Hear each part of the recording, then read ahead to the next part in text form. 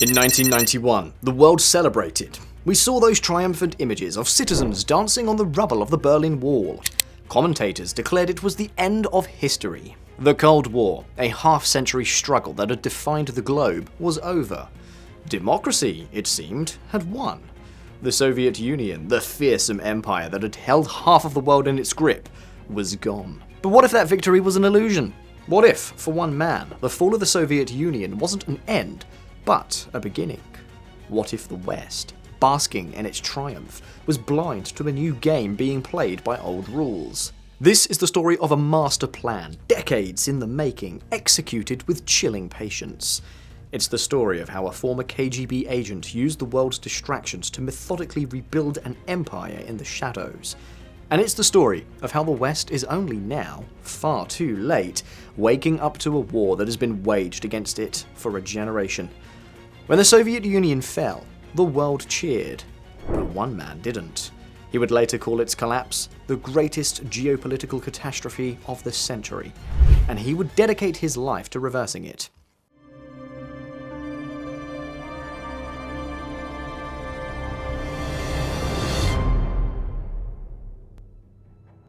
To understand the grand strategy, you have to understand the man. And to understand Vladimir Putin, you have to go back to Dresden, East Germany, in the twilight of the Cold War. In 1985, Putin was a mid-level KGB officer stationed in what many considered a provincial backwater of the Soviet Empire. It wasn't Moscow or Berlin. It was a quiet corner, perfect for the clandestine work of intelligence. For 5 years, he worked as a KGB liaison with the Stasi, the infamous East German secret police, an organization that had turned its own nation into one of the most complete surveillance states in history. In Dresden, Putin wasn't just an observer, he was a student. He learned from the Stasi's mastery of fear, their ability to turn neighbor against neighbor, and their deep understanding of how to control a population not just with force, but with information and disinformation. He saw firsthand how an entire society could be manipulated. He was trained not in the art of battle, but in the art of the unseen, recruiting informants, planting false narratives, and exploiting human weakness. He learned to be a ghost, an operative who could shape events from the shadows. Then, in November 1989, his world shattered. The Berlin Wall fell. An angry crowd, emboldened by the sudden collapse of authority, surrounded by the KGB headquarters in Dresden. Inside, a frantic Putin and his colleagues desperately burned incriminating documents. He called Moscow, pleading for orders, for support, for tanks. The only response he got was silence. Moscow is silent, the voice on the other end of the line told him. That silence became the defining moment of his life. In that abandoned office, watching an empire crumble not from foreign invasion, but from what he saw as a fatal weakness at its core, a conviction was forged. He saw the chaos that follows when state power evaporates. He saw the humiliation of a superpower brought to its knees. The lesson was seared into his mind. A strong state is everything. Order must be imposed. Weakness is an invitation for disaster. The collapse of the Soviet Union was not, for him, a moment of liberation. It was a moment of profound shame and a problem to be solved. The quiet, disciplined rage born in Dresden would fuel a lifelong mission to reverse that disaster, restore the power that was lost, and ensure that Moscow would never be again silent. The KGB agent was gone, but the ghost of the KGB, with its culture of secrecy, manipulation, and strategic patience, would come to define the modern Kremlin. When Vladimir Putin returned to Russia in the early 1990s, he found a country on its knees. The chaos he'd witnessed in Dresden was now engulfing his homeland. The wild 90s under President Boris Yeltsin were a time of economic shock therapy, political instability, and national humiliation. The once mighty state had been hollowed out. A new class of oligarchs, who had seized state assets to build unbelievable fortunes, wielded immense political power. For a man who believed in the primacy of the state, this was the ultimate disorder. His rise to power was swift and calculated. After a series of discreet but influential roles, he was appointed Prime Minister in August 1999. Just weeks later, a series of apartment bombings across Russia killed hundreds of civilians. The Kremlin immediately blamed Chechen separatists, and Putin, the new, unknown Prime Minister, promised a ruthless response. "We will pursue the terrorists everywhere," he famously vowed. "If we find them in the toilet, we'll rub them out in the outhouse." This was the moment the public met the Vladimir Putin who would come to rule Russia. He wasn't a Democrat or a reformer. He was a man of action, a man of order, a man who spoke the language of strength. The Second Chechen War that followed was the first brutal application of the doctrine forged in Dresden. The capital, Grozny, was pulverized by relentless artillery and airstrikes, reduced to rubble to send an unmistakable message. Defiance would be crushed without mercy. The West expressed concern, but did little else, viewing it as an internal Russian matter. Putin had tested the waters and found them accommodating. With his popularity soaring, Putin consolidated his power. He took on the very oligarchs who had once seemed untouchable. Men like Boris Berezovsky and Mikhail Khodorkovsky, who used their media empires and vast wealth to challenge the Kremlin, were either exiled or imprisoned. Their assets were seized and handed to a new class of loyalists. The message was clear.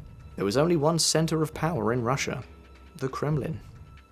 This wasn't just a power grab. It was a fundamental restructuring of the country.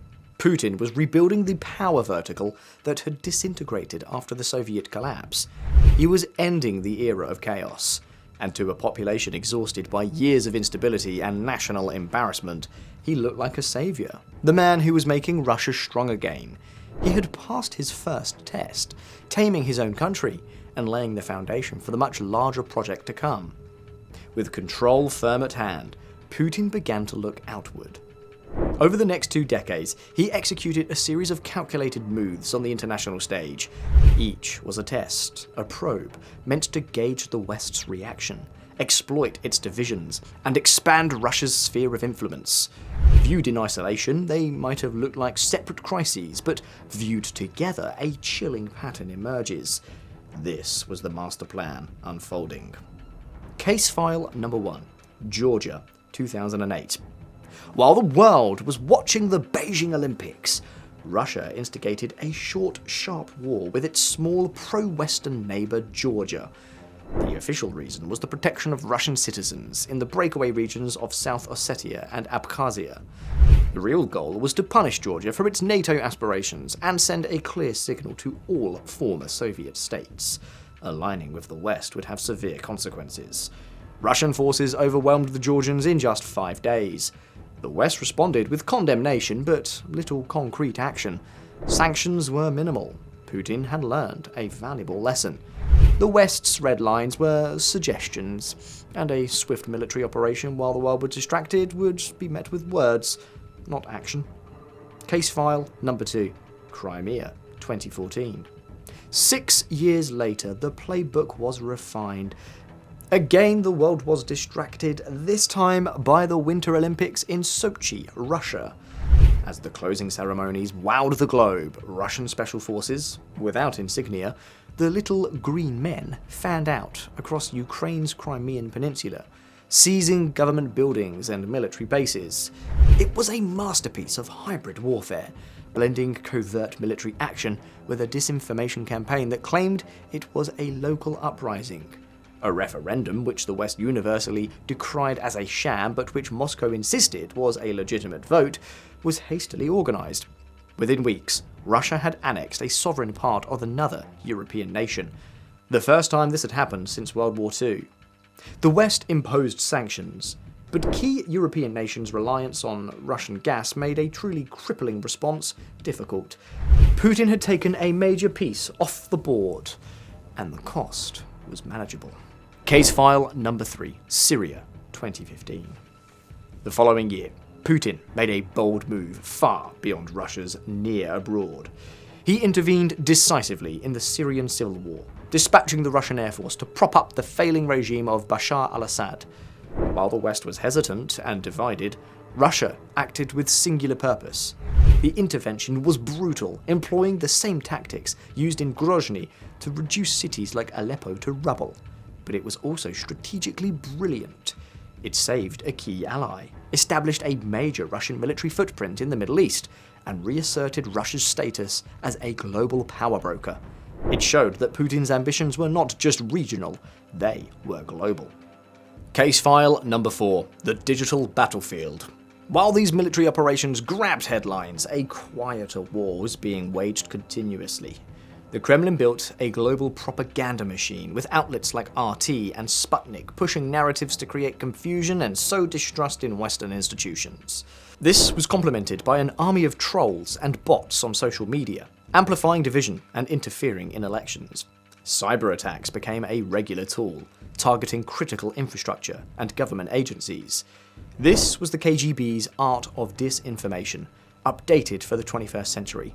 It was cheap, deniable, and incredibly effective at weakening his rivals from within. Each case built upon the last. Chechnya was the blueprint for brutality. Georgia tested Western resolve. Crimea was a masterclass in hybrid warfare. Syria projected global power. And the information war was the constant corrosive agent weakening the foundations of his adversaries. The pattern was there all along. We're piecing together a strategy that has reshaped our world. This is complex history, and if you're finding this breakdown of the patterns insightful, please take a second to subscribe to the channel and hit that little notification bell. We go deep on these topics every week, and your support is what allows us to continue this investigation. Now, let's connect these case files to the master plan they served.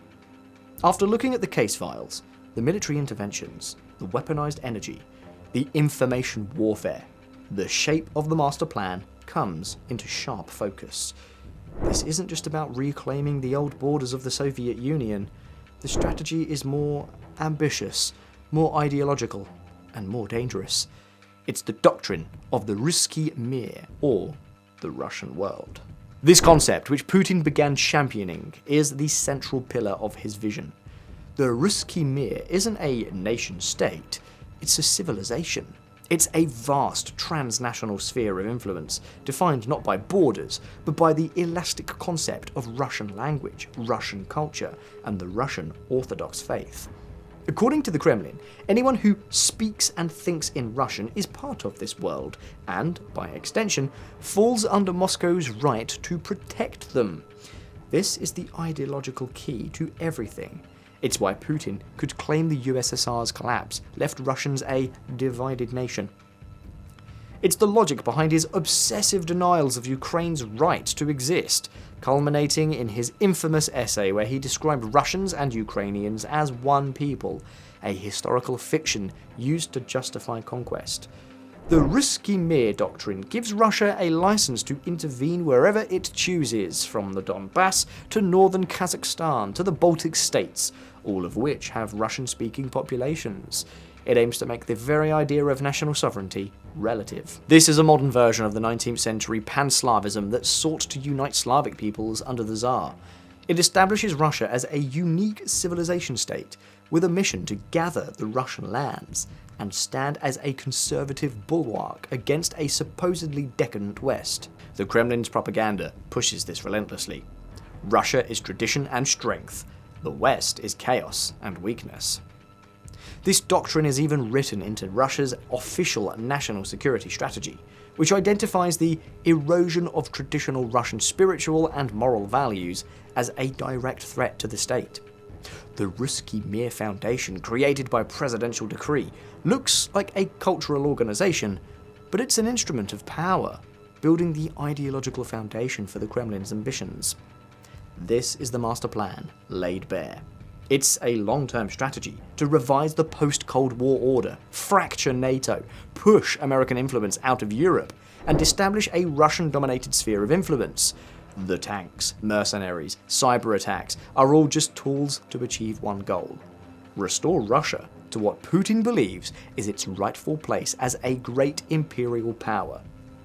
So, the most unsettling question in all of this is, How was a plan of this size, executed over decades, missed by the most powerful nations in the world?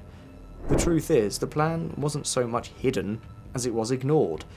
The West's failure wasn't one of intelligence, but one of imagination. It was a grand miscalculation born from flawed assumptions and dangerous distractions. First, there was post-Cold War hubris. In the 1990s, the West believed it had won. The prevailing theory was that it was only a matter of time before Russia joined the club of liberal democracies. Russia was seen as a defeated, declining power, a gas station with nuclear weapons, not a resurgent empire builder with a long-term vision. This led leaders to consistently misinterpret Putin's actions. Second, the West was profoundly distracted. The 9/11 attacks shifted America's entire strategic focus. For 20 years, the US and its allies poured trillions of dollars and immense political capital into wars in Afghanistan and Iraq. While the West was looking at the Middle East, Putin was rebuilding his military. The 2008 financial crisis only deepened this introspection, leaving no political appetite for a new confrontation with Russia. Third, economic greed created a powerful incentive for willful blindness. For decades, Europe and especially Germany made a strategic bet that buying cheap Russian oil and gas would moderate Moscow's behavior. This policy, known as Wandel durch Handel, or change through trade, was a catastrophic failure. Instead of taming Russia, it gave Putin enormous leverage. He knew Europe's addiction to his energy made it unlikely they would ever impose truly crippling sanctions.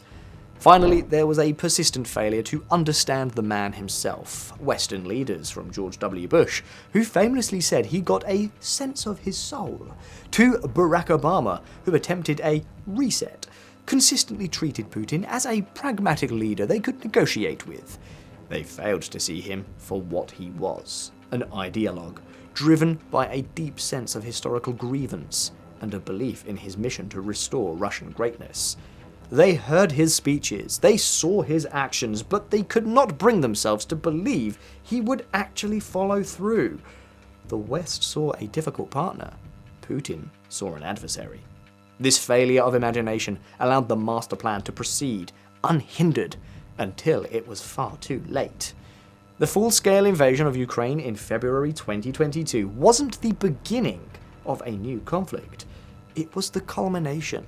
The moment the quiet part was said out loud. The unseen war finally broke out into the open. The ghost of the KGB, born in the ashes of a fallen empire in Dresden, had fully manifested onto the world stage. All of the pieces were in place. The pretext of protecting the Ruski Mir, the hybrid tactics honed in Crimea, the economic leverage over Europe, and the narrative of a struggle against a hostile West. For years, the world had ignored the warnings. The war in Chechnya was a tragedy. The invasion of Georgia was a violation. The annexation of Crimea was an outrage, but they were all seen as containable. Now, the scope of the plan is undeniable. The game is far from over. The chilling question is no longer what Putin wants, but what he will do next. Will he push further, testing NATO's resolve in the Baltics? Will he seek to fully absorb Belarus or destabilize Moldova? Can the West, finally awakened, adapt to a new era of conflict fought not just with tanks and missiles, but with tweets, gas pipelines, and proxy armies? History teaches a sobering lesson about the dangers of unchecked ambition, a lesson the West chose to forget. It teaches that ignoring the stated intentions of an authoritarian leader is not a strategy for peace, but an invitation for war. For a generation, Vladimir Putin told the world exactly what he was going to do. The failure wasn't in missing the clues, it was in refusing to believe him. And now, the world must live with the consequences, facing a chilling reality best captured by an old warning: those who forget the empire will live under its shadow again. What do you think Putin's final play is? Leave a comment down below. I've been Josh. This is The Villainous Fault. See you next time.